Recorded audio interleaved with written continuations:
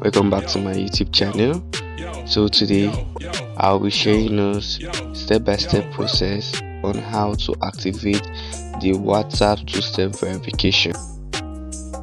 So guys, let's start. So first of all, we will go to click these three dot menu bars at the right hand side of your WhatsApp. Click on it, go to settings. Then after you get to settings, you go to accounts. Then if you check your account, you will see where they wrote two-step verification. So what you have to do here, you have to turn it on. Then impute the 6-digit pin that you won't forget.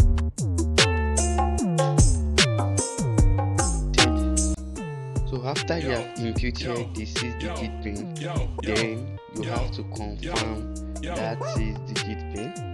After your confirmation, you'll be asked for your email address. Then you enter your email address for security reasons. Then input the password that will send to your email, and boom, you're done. Thank you very much.